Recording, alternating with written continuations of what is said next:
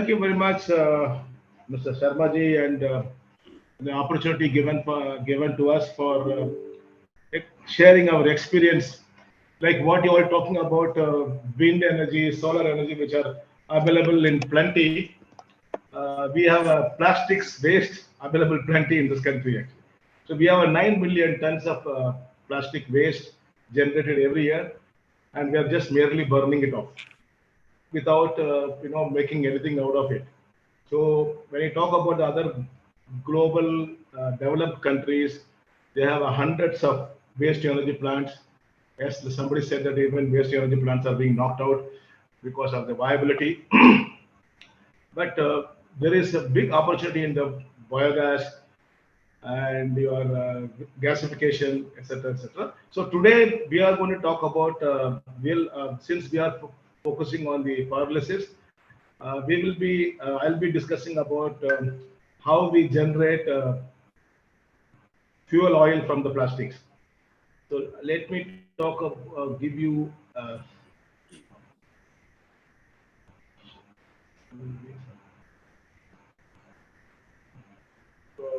Let me talk. Yes. Yeah. So what? So we have been in the recycling line, giving technology for recycling in this country.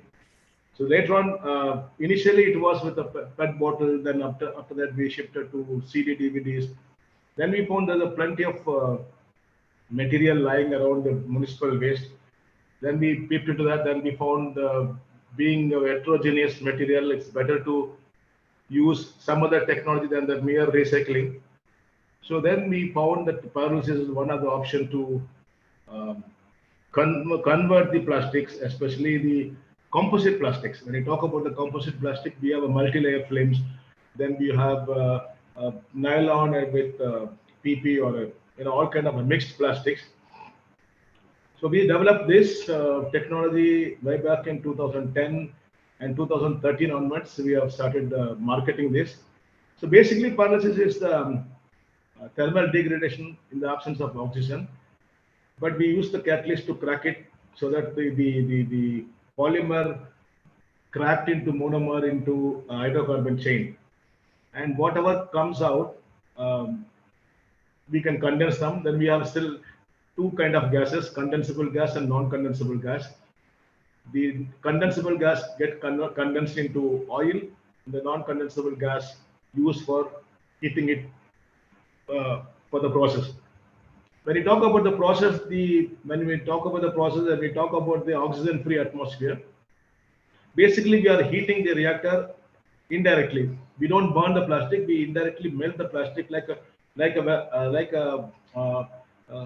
we cook in the cooker. So the plastic melts, and then because of the catalyst, it cracks, and then from the solid state to liquid state to gaseous state. So at end of the day, the entire content of hydrocarbon or a polymer or monomer gets converted into gas, and the what is remaining is the ash, which is also used for burning, because there is some left out calorific value which can be used for as a burning. So around 450 degrees centigrade with the catalyst, pyrolysis is taking place, and we can also produce the gas. And the next stage of pyrolysis is pyrolysis gasification, where we heat up the gas without condensing further to say 800, 900 degrees centigrade, and then recover hydrogen if required. So that's a big project and the dream project. So why do we do this? Basically, is plastic converting into oil replaces lots of fuel oils. I mean, fossil fuel. Country like India has been importing for years tons and tons of crude and finished products, and plus the emission. When you talk about the emission as much, I mean, we are all talking in the platform renewable energy. So the saving of fossil fuel burning also very important for the green gas emissions.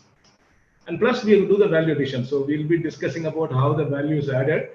Right now, okay, maybe 9 million tons of plastic waste is generated. Out of that, 5 million is recycled. We are one of the um, well recycling countries in the world. So we recycle most of the rigid plastics, but when it comes to the film grade, that's why the CPCB and PCB guys talking about micron level, because the lesser the micron, recyclability has become very low. So they keep on increasing from 25 micron to 40 micron. Now the new latest plastic waste recycling talks about 120 micron. So it's almost like a rigid plastics. So the rigid plastic don't come to the dump site. Most of the rigid plastics are going for the recycling.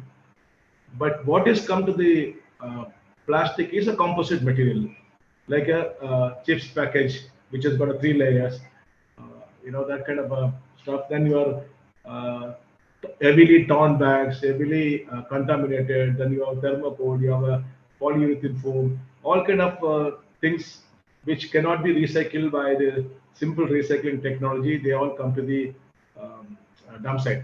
So our focus is to clean up the dump site and also to generate revenue from there. And today, all the municipalities are segregating the plastic waste and then trying to sell the material to cement industries, but their own expenses. Cement industries don't pay money to anyone. So after some time, they are not able to spend that much money and then they stop it. So therefore, one of the method is whatever the difficult, what are the methods available for recycling the such plastic is pyrolysis. And though we have other thermal degradation technologies like incineration and gasification, and because of the huge capex, especially in India, incineration and the gasification are not really taking off. We hardly have about 4 or 5 plants, and none of those plants are making any money out of it. So we have tried carpet waste, we have tried the thermocol, we have tried FRP, we have been trying, then polyurethane foams. So these are some of the special material we try.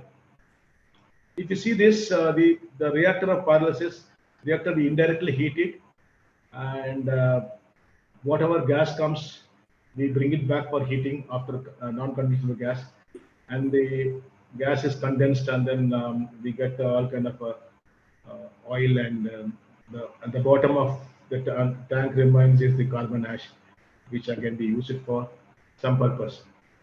So another advantage is that there's no sorting is required, and that's the easiest way. That you can even if there's a contaminated paper, plastic, clothes comes, we can still put it in the reactor and then convert them into oil. So that as much as plastic is there, the oil will come. Then the contaminants like dust, inks, and clothes, etc., will get converted into ash. Mr. Sampath, Yeah. can I disturb you because we have another session after because that was going to start at 4 o'clock. So now the other participants have joined. So can we quickly finish within 2-3 minutes? Yeah. We'll finish in 2 minutes. Yes. So I'll quickly go now.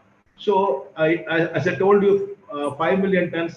After the 5 million, 4 million tons are still burnt in the cement plant without producing any value out of it.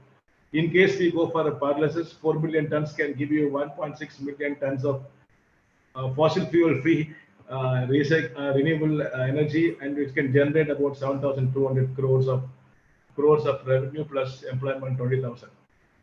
And we can process all kind of waste, the landfill waste, adhesive tapes, and the headgears, multi-layer film, polyurethane foam, and this again it's a multi-layer film, carpet, thermocol, and the e-waste also.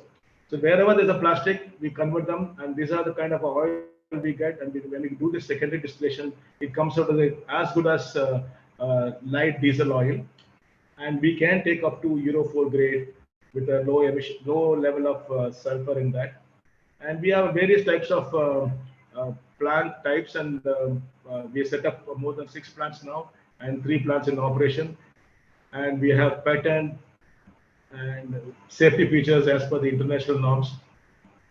And the oil, as I told you, it is almost equivalent to light diesel oil. and we can use the generator and generate power. So once you produce oil, we can use that in generator to produce electricity. So this is one way of doing, and the most important thing is the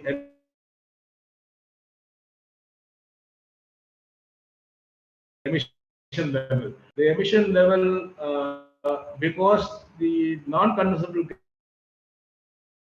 gas is I think, brought Mr. back again Sampath, and we have burnt to around close it 1000 down. degrees centigrade. Most of the toxic dies there, and